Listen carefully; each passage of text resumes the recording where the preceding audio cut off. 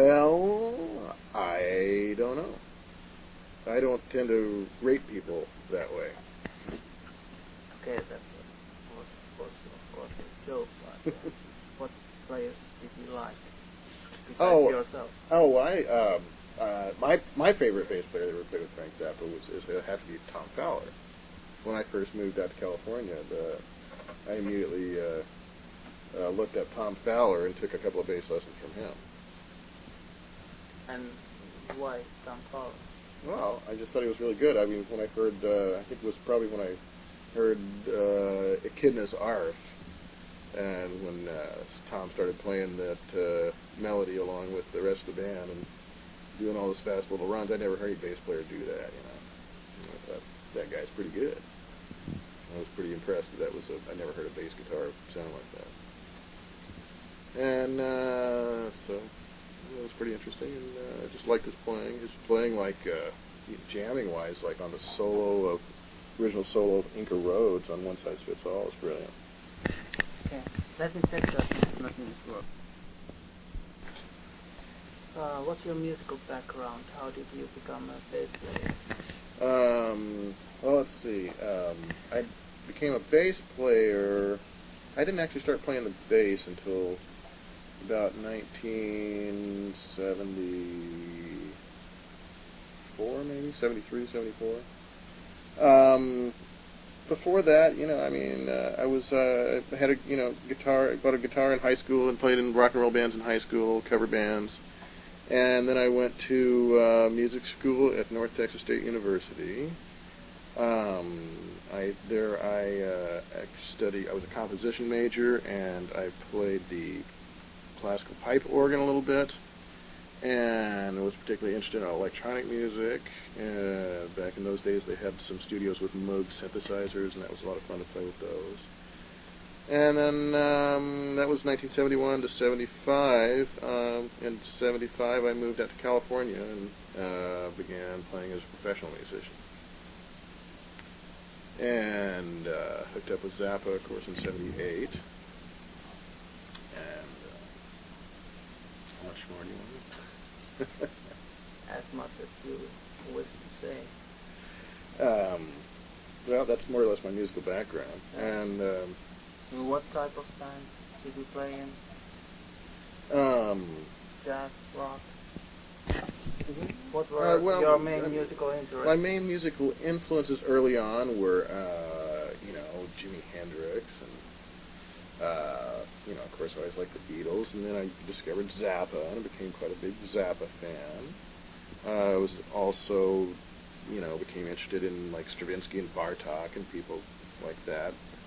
About that same time, and when I was in music school, I discovered Stockhausen and electronic music and that kind of thing, the really abstract, out there stuff.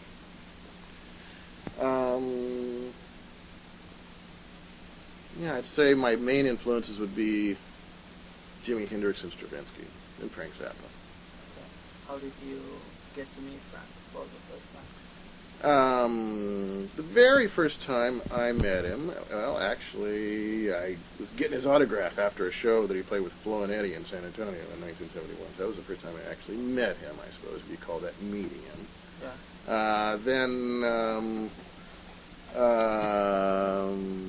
Let's see, I saw him, I went down to a record plant one time when he was recording some stuff for Zoodle Lures. I knew somebody that took me down and met him briefly then. And then after that, when I auditioned for him, and that was more or less by means of a cattle call. I heard through the grapevine that he was looking for a bass player, and I had his number that I'd gotten from someone, and so I figured, well, this is my chance to call him up, and I called him up and told him that I'd learned how to play the melody to Inca Roads on the bass as an exercise, and I think he didn't believe me, and so he said, oh yeah, well, the middle part of St. Alfonso, the part that goes da-da-da-da-da-da-da, he says, why don't you learn that on the bass and play that for me day after tomorrow.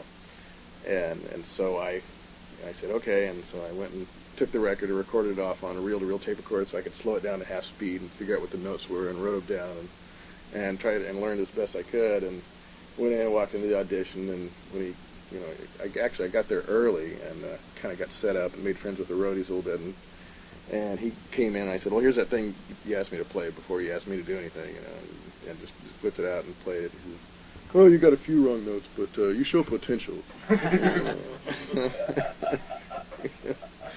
And and he had you stick around, and there was about, God, I think there was, probably 30 or 40 other bass players that were auditioning.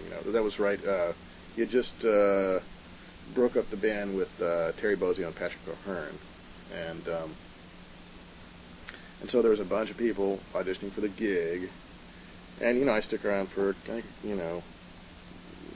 that most of that day. He asked me to come back, and at one point he said, well, you sort of temporarily got the gig for next week, and he wants you to play just on an audition basis for a week, and at the end of the week I'll tell you if you got the gig or not.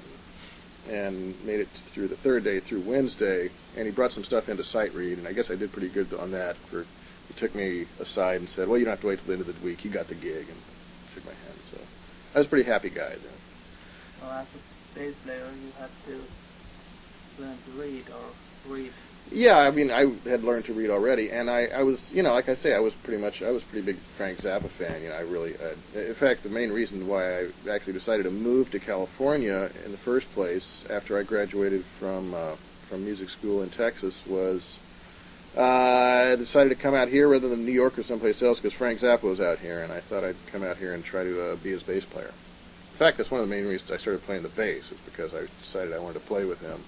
And I was playing guitar and keyboards, and I figured, well, at that time, he didn't have other guitar players in the band besides himself. Frank actually played the guitar in the band, which actually I liked a lot, and missed later on when he stopped kind of playing the rhythm guitar parts with the band.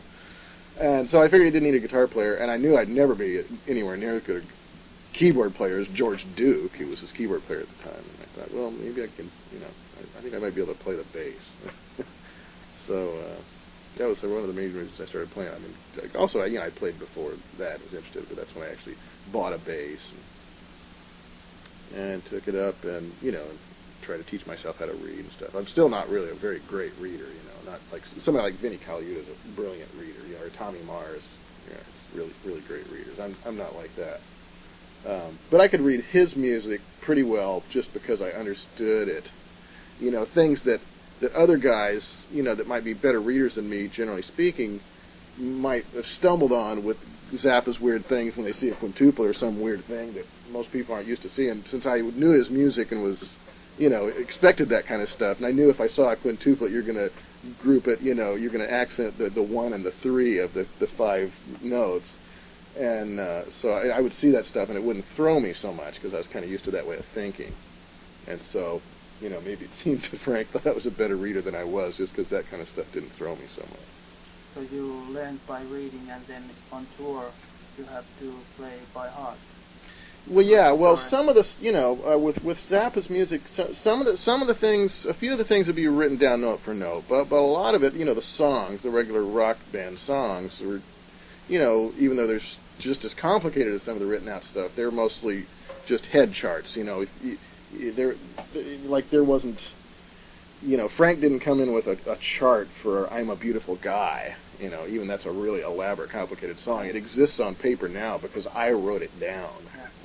The way we played it, transcribed it later. But a lot of that kind of stuff are songs like, any number of songs, like almost anything from Joe's Garage, any of the normal songs that have lyrics. He'd bring in a lyric sheet usually, and give everybody a copy of the typed lyric sheet, and you just start from there. Maybe he'd strum a few chords on a guitar, tell you to do this, you do that, and just start building it that way. And you had to remember it however you wanted. You'd scribble little notes on your paper or write certain licks down. Do it that way. So as a bass player, you had a certain kind of freedom. Yeah, somewhat more. I think the longer I stayed in the band, the more freedom he kind of allowed me. More, and then I think the more I understood what to do, and it's really got fun then too. One of the best bands, what was potentially the coolest band that never toured when I was involved, was was the band that would have been on You Are What You Is that ended up with David Logan on drums. But before that, it was Vinny Colaiuta on drums. And so it was really great. The back row was me and Vinny Colaiuta and Tommy Mars, and then in front was, Ray White and Frank and Ike Willis, and it was a kind of condensed band. And I was playing some keyboards and stuff too, and it was really great because everybody could learn really fast in the band.